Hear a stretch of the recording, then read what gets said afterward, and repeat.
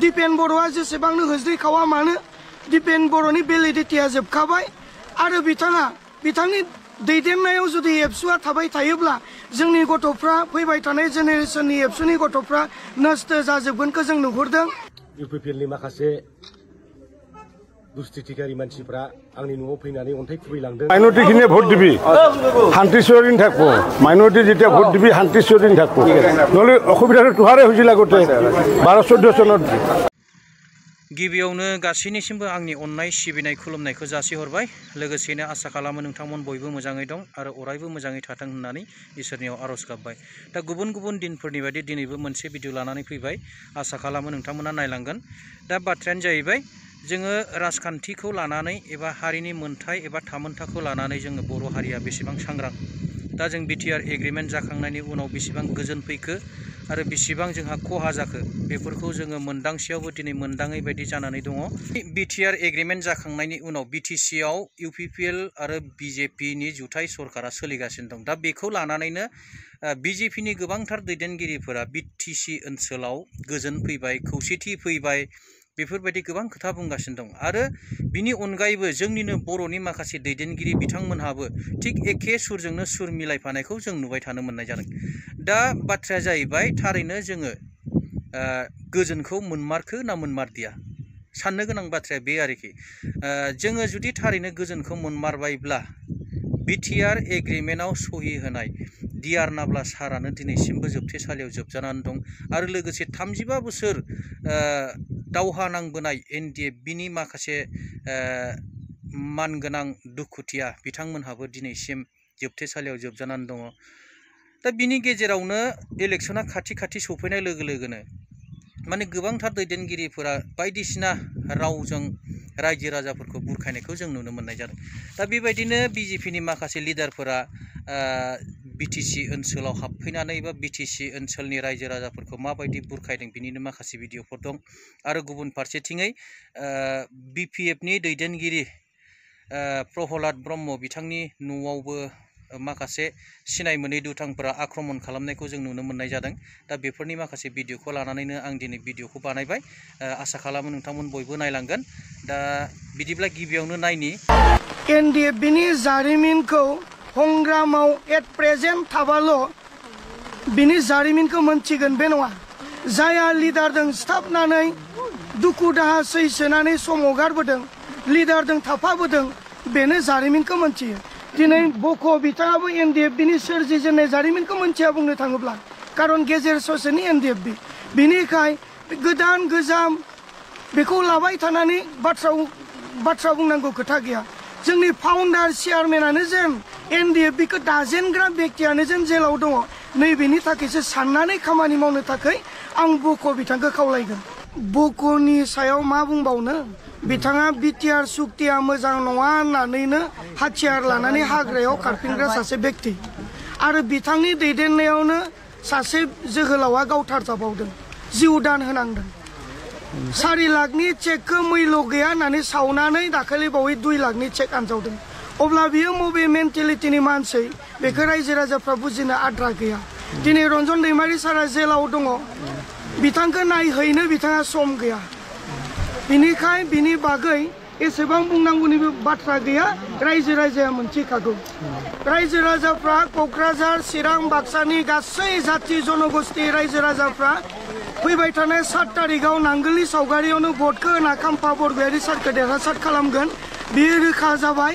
मानो होननानै बुङोब्ला जोंनि हा हुनि खोथा दङ।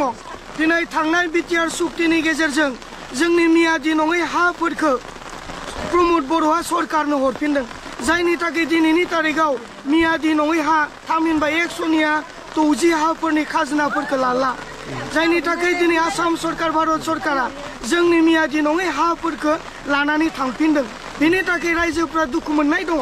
जोङो आन्दलन खालामनानै जिउ दान होनानै गोबां होज्रि खावनानै मानसि थैनानै मोननाय हाखौबो प्रमद बर'आ जे सरकारनो हरफिननो हायो, बेखौ लानानै दिनै रायजो राजाफ्रा दुखु मोननाय दङ। बिथांमोननि थाखा फैसाजों बायनो नागिरनायाबो बियो साक्सेसफुल जानाय नङा। फैबाय थानाय 7 तारिखआव क'क्राझारनि बाखिन्दा एबा चिरां बाक्सानि बाखिन्दा गासैबो जाति जनगोष्ठीया खाम्फा बरगयारि सारखौ देरहाहोनो थाखाय नांगोलनि सावगारियावनो भटखौ होगोन। जुवा पलिटिक्स खालामनाया दिनैनि नङा, गोलाव समनिफ्रायनो एबसुआ पलिटिक्सखौनो खालामबोबाय थादों।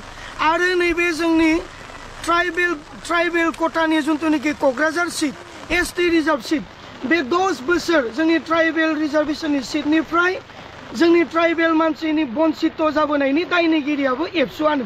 बैखिनि समायाव एबसुनि आफादगिरिमोन प्रमद बर'आ, बिथाङा हिरा सरनियानिफ्राय कौटि थाखा लाबोनानै 10 कौटि थाखा मोनोब्ला 9 कौटि थाखाखौ गावनि न'आव दोननानै 1 कौटि थाखाजों इलेक्सन गेलेनानै बर' रायजो राजानि भटखौ बिभाजन खालामनानै गुबुनखौ देरहाहोबोयोमोन। दिनैनि तारिखावबो ट्रेक्टर पार्टिया नैबे क'क्राझार समस्तियाव देरहानो थाखाय इलेक्सन गेलेनो फैयाखै।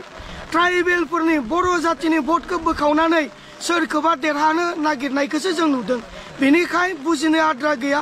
दिपेन बर'आ जेसेबांनो होज्रिखावा मानो, दिपेन बर'नि भेलिडिटिया जोबखाबाय आरो बिथांनि दैदेननायाव जुदि एबसुआ थाबाय थायोब्ला जोंनि गथ'फ्रा फैबाय थानाय जेनेरेसननि एबसुनि गथ'फ्रा नस्थ जाजोबगोनखौ जों नुहुरदों। बेनिखाय फैबाय थानाय समाव मोजां दैदेनगिरिखौ एबसुनि दैदेनगिरि बा दानि प्राइमारियाव थानाय बा डिस्ट्रिक्टआव थानाय बा आनसलिकआव थानाय एबसुनि बिबानगिरि बिथांमोना मोजां दैदेनगिरिखौ फैबाय थानाय समाव सायख'नानै लानो थाखायसो आं खावलायगोन। मानोना एबसु संगठन हिसाबै गाज्रि नङा, मोजां, नाथाय बिनि दैदेनगिरिफ्रा दिनै गाज्रि राजनितिकनि खैसाराव दिनै जातिखौ फानगासिनो दङ। बे ससे भिडिअखौथ' नुबाय, नुनानै निस्सय हमनो हाबाय जे BTC ओनसोलाव थारैनो सोर गोजोन मोनखो, सोरहा गोजोननाय फैखो आरो सोर दिनैहाय दुखु खस्थ' सैनांनानै दङ, सोरहा मुलाम्फा जाखो निस्सय एसेबाबो हमनो हाखाबाय। आरो इयुनाव जोङो मा जाहैगोन बेखौबो जोङो हमनो हाबाय। दानिया फैदो नायनि BPFनि दैदेनगिरि बिथांनि न'खराव सोर आरो मानि थाखाय आक्रमण खालामदों।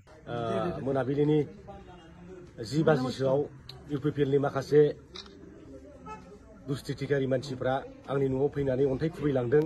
ग्लासा बायजोब्बाय, गेटखौबो खुबैबाय, माने बुख्रुबलागाना गालांजोब्बाय, थिङा जिनानै दङ। जोबोद दुखुनांथाव। दिनैहाय बे बिसायख'थिनि जोबथा फोसावदिं सानमोन। बे सानाव जोङो फोसावदिंखांनानै न'आव हाबनानै थाफैबायमोन। बे समावनो दिनै माखासे दुश्मनफ्रा आंनि न'खौ एटाक खालामदों। आं दुखु फोरमायदों। बेवहाय मोनसे गणतन्त्र रायजोआव बेबायदि खालामनो नाङा। आं दिनै गोख्रों भाषाजों रावजों सोंखारिदों जाहाथे बिदि खालामा बिथांमोनहा। गणतन्त्रआव बयहाबो अधिकार दं, जेखि पार्टि खालामा मानो खालामनो हायो। BJP खालामनो हायो, UPPL खालामनो हायो, BPF खालामनो हायो, कंग्रेस खालामनो हायो, बे जाबाय गावबागाव अधिकार। नाथाय बेबादि जोंनि सासे आं जे कर्मी BPFनि आंनि सायाव हामला खालामनाया जोबोद दुखुनांथाव। ओंखायनो बिथांमोना बिदि कार्य खालामनाय गोजानाव थानांगौ। आं दिनै पुलिस प्रशासनखौ खावलायगोन जाहाथे बिथांमोना बे दोषिफोरखौ जाहाथे गोख्रै हमनानै साजा होयो, जेलाव सोयो। आरो जुदि पुलिस प्रशासना खालामा निस्सय जोंनि राजनीतिक दला बाध्य जागोन आइनखौ आखायाव लानो थाखाय। बिनि थाखायनो ইয়াৰ দ্বাৰাই মই পুলিচ প্ৰশাসনক অনুৰোধ জনাব বিচাৰিছোঁ অতি শীঘ্ৰে এই দুষ্কৃতি সাপৰক কৰায়ত্ব কৰে। এখেতসকলে মোৰ ঘৰ আজি সন্ধিয়া 10টামান বজাত মানে চিল ঢুলিয়াই পেলাই মোৰ মানে খিৰিকী আৰু দৰ্জাবিলাক আজি ধ্বংস কৰি দিছে, ভাঙাই দিছে। ইয়াৰ কাৰণে এখেতসকলক আজি বিহিত ব্যৱস্থা ল'ব লাগে, কৰায়ত্ব কৰিব লাগে। অন্যথা আমাৰ BPF দলে নিজাববীয়াকৈ আইনৰ হাতত ল'বলৈ বাধ্য হ'ব। देहायाव जेबो एटेक जायाखै, माने खोरखिया बायनानै ग्लासा बायनानै अन्थाइया सिङाव हाबलांदों, खोरखिया बायलांजोब्बाय। दा बे दुखुनांथाव हाबाफारि बिथांमोना मानो जे बिदि खालामदों ना जेनगोनखौ मिथिखाखो ना माखो। गावसोर NDAनि बिजाथि जयन्त बसुमतारीखौ जेनखाबाय साननानै जोंनि मावथिफोरनि सायावसो बा आंनि सायावसो बेक्तिगत बिथांमोनहा एटेक खालामबाय। बे जाबाय गणतन्त्रखौ सिफायनाय जादों। बेनिखायनो आं खावलायगोन जाहाथे प्रशासना नांगौ रोखोम राहाफारि जाहाथे लायो। BJPनि लिडारफोरा BTC ओनसोलाव थानाय बर'आनो जा बा गुबुन हारिनि मानसिफ्रानो जा बिथांमोना माबायदि केम्पेइन खालामदों इलेक्सननि थाखाय आरो बे भिडिअखौ नायनानै रायजो राजा नोंथांमोना निस्सय माबा मोनसे कमेन्ट हरगोन होननानै आङो मिजिंथिबाय। बिदिब्ला भिडिअखौ नायनि।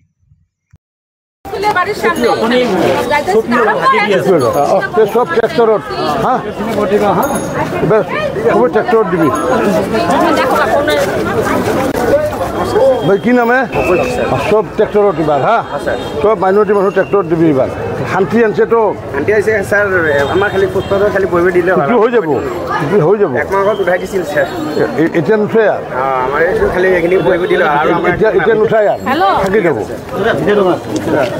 তুমি খালি মাইনৰিটিখিনিয়ে ভোট দিবি শান্তি চিৰদিন থাকব মাইনৰিটি যেতিয়া ভোট দিবি শান্তি চিৰদিন থাকব নহ'লে অসুবিধাটো তোহাৰে হৈছিল আগতে 12-14 চনত চব ট্ৰেক্টৰত বুজি পাইছে না সব ট্ৰেক্টৰে হা কি নাম ভাই আব্দুল ৰহিম সব ট্ৰেক্টৰত দিবি বুজছা যদি মাইনৰিটিৰ শান্তি আহিব লাগে ট্ৰেক্টৰত দিবি শান্তিটো আমি আনিলোঁ 14 চনততো আশ্ৰয় শিবিৰত নাছিল মানুহবিলাকে আৰু এইকেইদিন শ্ৰীৰামপুৰতে হওক বা বাসুগাঁৱতে হওক বা কোকৰাঝাৰতে হওক বা আজিও কোকৰাঝাৰত মানুহৰ লিপছ দেখিলে গম পাওঁ আমি আৰু সকলোৰে মুখে এটা কথা যে যিহেতু আমি শান্তিৰ পিনে চাই পেলাই ভোট প্ৰদান কৰিম বুলি কৈছিলে মই সুধিলোঁ শান্তিৰ পিনে চাই মানে কি মই বুজা নাই তেতিয়া ৰাইজে কৈছে কি যিহেতু শান্তি আনিছে কোনে আনিছে প্ৰমোদ বড়োৱে আনিছে আৰু শান্তি অনাৰ ক্ষেত্ৰত নৰেন্দ্ৰ মোদীৰ প্ৰথম পদক্ষেপ লৈছিলে ৰাজনাথ সিঙে লৈছিলে অমিত শ্বাহে লৈছিলে হিমন্ত বিশ্ব শৰ্মাই লৈছিলে আৰু শেহতীয়াকৈ প্ৰমোদ বড়ো ডাঙৰীয়াই যি শান্তিৰ নায়ক হিচাপে নিজকে চিনাকি দিবলৈ সক্ষম হৈছে